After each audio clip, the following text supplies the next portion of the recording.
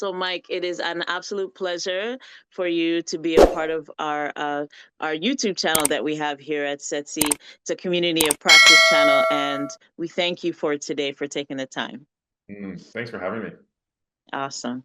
So, as always, before we begin, we acknowledge the original stewards of the various lands that we are on. We also acknowledge our ancestors. We acknowledge all those who toiled without compassion or compensation. We acknowledge all the elders and community stalwarts whose shoulders we stand on as we build, share, learn together for our collective liberation and sovereignty. So, if you can please do us the honors by introducing yourself to our listeners and viewers and tell us about your amazing work. Sure. Yeah. So I'm Mike Thiessen. I actually, as we were talking about, I just founded a new impact investing firm. So I'm extremely excited about it. The firm's called Three Capital Management. And what I'm focusing on with this new firm is creating a fund. We're going through the registration process and everything right now. So things aren't registered right now. So this is November 2024. But hopefully everything will be up and running kind of in April or May 2025. So what we're focusing on is unquestionable impact. We're focusing on performance, and then also the missing kind of accessibility piece is something that we're focusing on with this new firm. So that's why I wanted to launch this firm and innovate and break down some of these big obstacles that people are facing.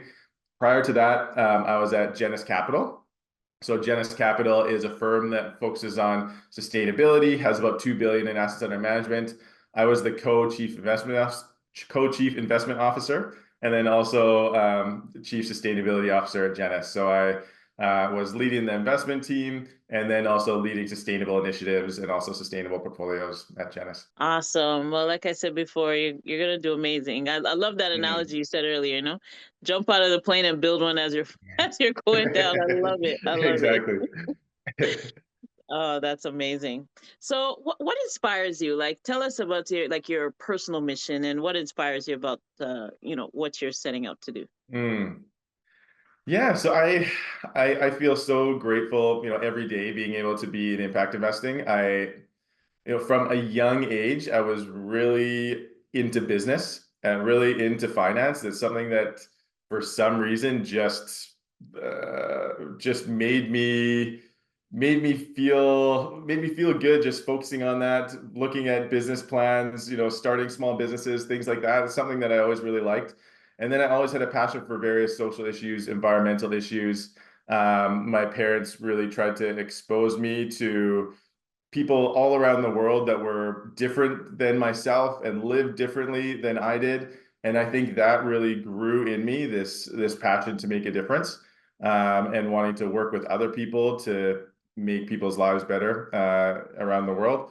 And so being able to merge these two things is just incredible. I didn't even know it existed until I think it was 2006 or 2007, I found out about impact investing, and it just kind of clicked that, I could merge these kind of two passions, these two worlds, and make a difference through business. So that really excites me.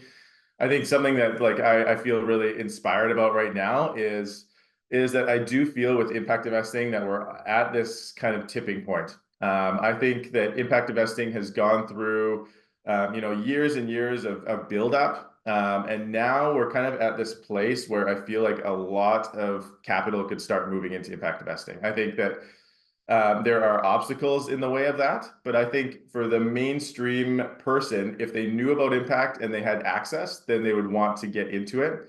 I think if you went to the street and just asked a random person, Sally, would you rather have 10% per year, or would you rather make 10% a year plus make a big difference in 10 people's lives? I think the vast majority of people would say it's obvious. It's a no-brainer. Of course, I want to make 10% plus change 10 people's lives. And so I think that it's at a point where people would do it if they could do it and if they knew about it, but that option isn't there for a lot of people, or they just don't know about it, haven't heard about it yet. So I feel really inspired by that. That if we are able to remove some of these obstacles and educate, then I think that we can have a big kind of flood of capital coming in the next few years. So I'm excited about that. Awesome, awesome. Yes, totally, totally agree. It's it's so rewarding to know that, the work that you're doing is really going to make that type of impact. So people are even aware that things like this exist. So Hmm. yeah, that's awesome. Yeah. And so overall in your career, like what challenges or barriers have you come across, and how are you able to overcome Mm. So I think right now, when you look at kind of the impact investing world, I think that there are some big barriers that people are facing that are wanting to get into impact investing.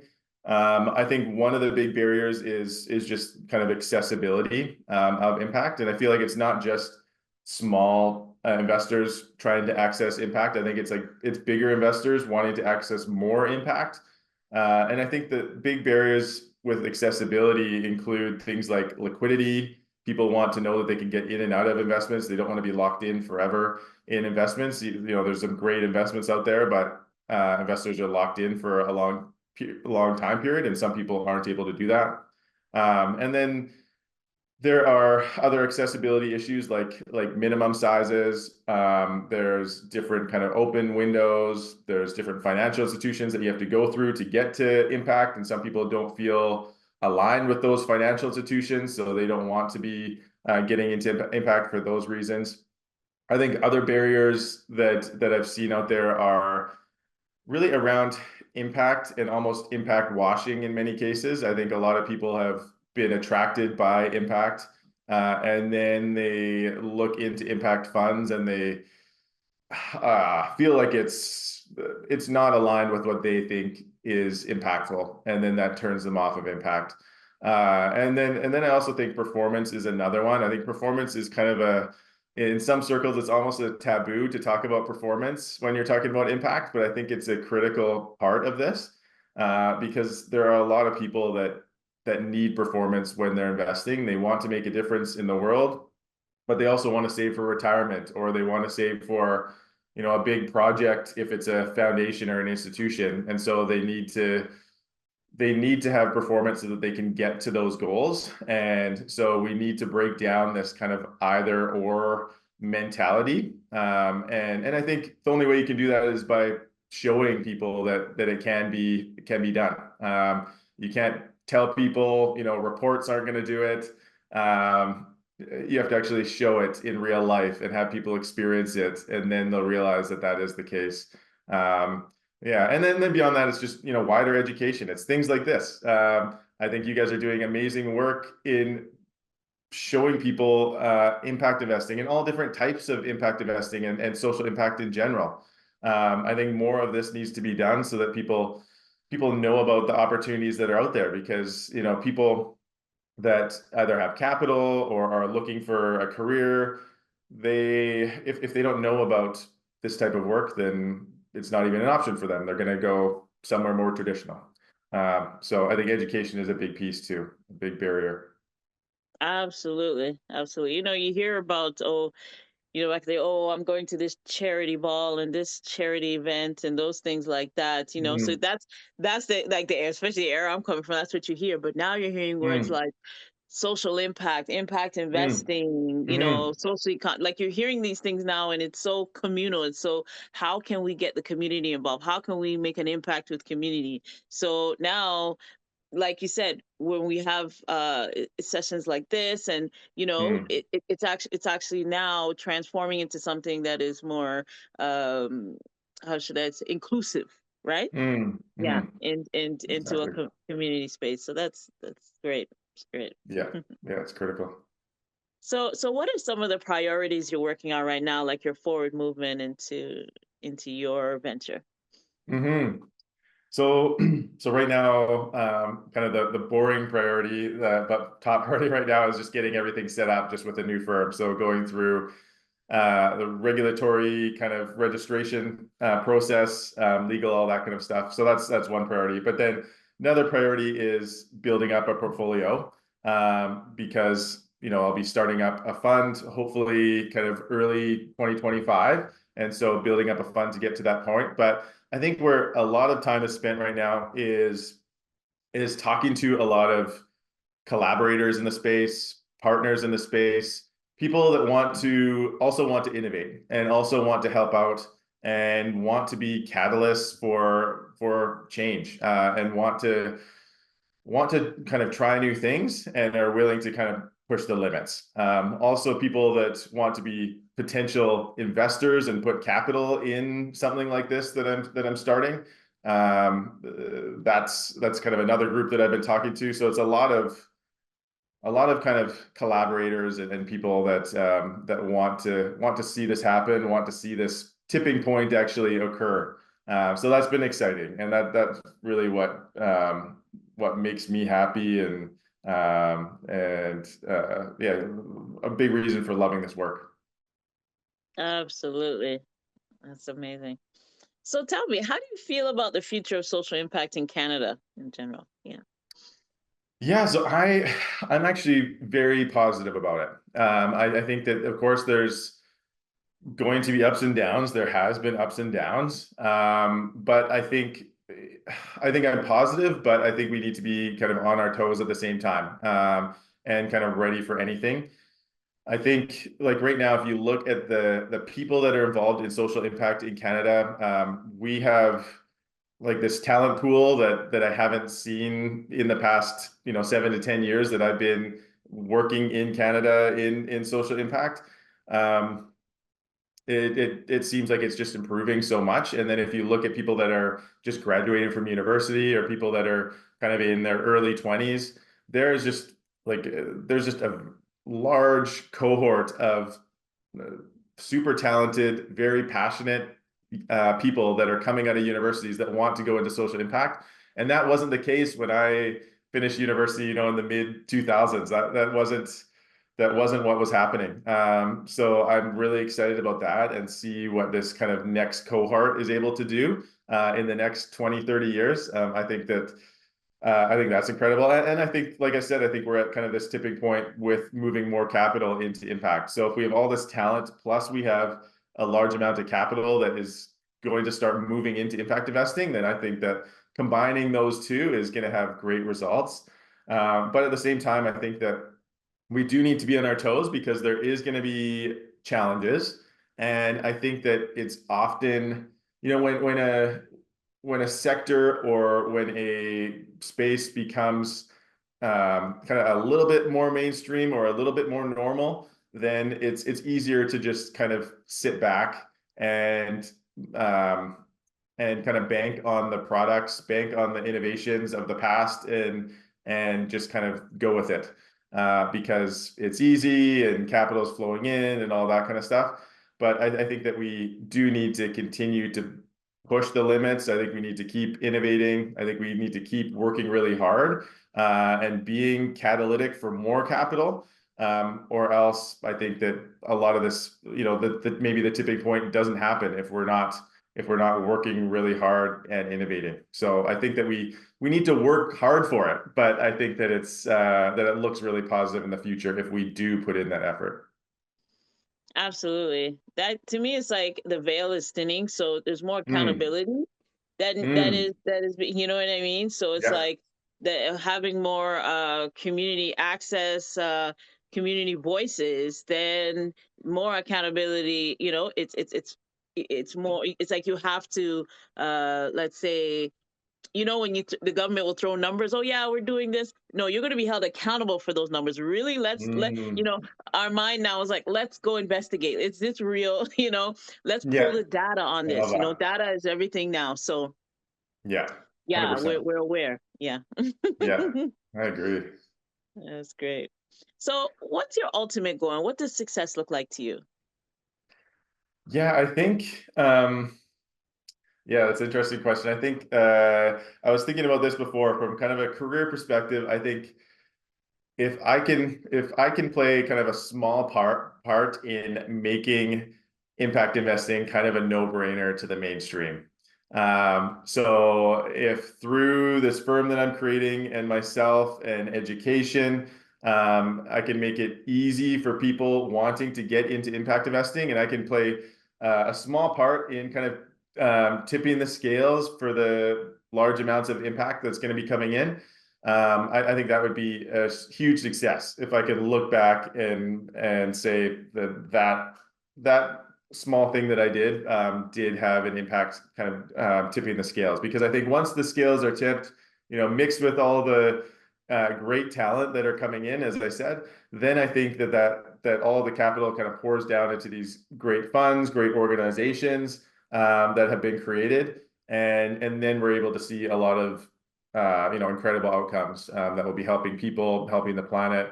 So I'm really excited about that. So I think for me, it's kind of focusing on uh, figuring out how we can make that systems change so that we can have that big flood of capital coming into the system.